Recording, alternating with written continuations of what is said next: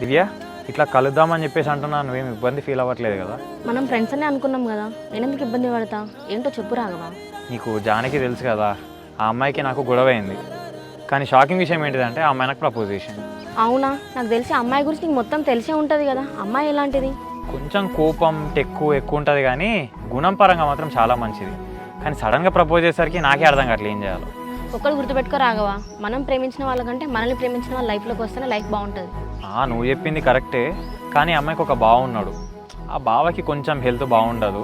వాళ్ళ ఫ్యామిలీలో ఆల్రెడీ వాళ్ళ బావకి ఇచ్చేద్దాం అనుకుంటున్నారు. ఇప్పుడు నేను ఇన్వాల్వ్ అయితే వాళ్ళ ఫ్యామిలీతో ఇష్యూస్ రేపినట్టు ఉంటుంది.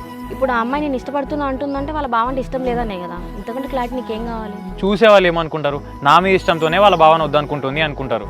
ఇప్పుడు నా వల్లే కదా మళ్ళీ వాళ్ళ ఫ్యామిలీలో గొడవలు అయితే అనిపిస్తుంది నాకు. తనేం చిన్నపిల్ల కాదు కదా, తనకి ఏం చేయాలో ఏం చేయకూడదు అన్నీ తెలుసు. నువ్వంటే ఇష్టం అని చెప్పిందంటే వాళ్ళ బావంటే ఇష్టం లేదని అర్థం చేసుకోవచ్చు నువ్వు. లేదు, ఇన్ని రోజులు నేనే వాళ్ళ ఇంట్లో ఉండి వాళ్ళ ఫ్యామిలీ వాళ్ళతో కలిసి ఉండి ఇప్పుడు నేనే అమ్మాయి లవ్ యాక్సెప్ట్ చేస్తే అది కరెక్ట్ కాదు. అందుకే నేనే వాళ్ళ ఇల్లు ఖాళీ చేసి వెళ్ళిపోదాం అనుకుంటున్నాను. సరే, అది నీ ఇష్టం. ఒకవేళ అమ్మాయిని ట్రూగా లవ్ చేసింది అనుకో, అమ్మాయిని అసలు విడిచిపెట్టకు. ఎందుకంటే ఈ జనరేషన్లో అట్లాంటి అమ్మాయిలు దొరకడం కష్టం కదా. ఇంకా ఆలోచించడానికి అయితే ఏం లేదు, ఆల్రెడీ డిసిషన్ తీసేసుకున్నా. ఈ మంత్ ఎండ్ వరకు మా అమ్మతో మాట్లాడి ఇల్లు ఖాళీ చేసేద్దాం అనుకుంటున్నా. ఆంటీ ఆంటీ జానకి ఏందిరా? రాఘవ్ ఉన్నాడా ఇంట్లో? లేడు జానకి, ఏమో ఫోన్ వస్తే ఫోన్ మాట్లాడుకుంటా బయటికి పోయిండు. రాఘవ్కి వర్క్ ఉంటుంది కదా ఆంటీ, వాళ్ళ మరి వర్క్ చేయట్లేదా?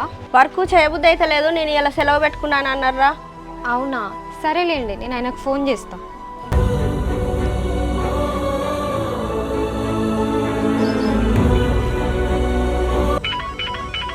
చూసినా మళ్ళీ జానకే కాల్ చేస్తుంది. ఎందుకు కాల్ చేస్తున్నావు మరి? ఒకసారి ఎత్తి మాట్లాడు. Phone lift చేస్తలేడేంది?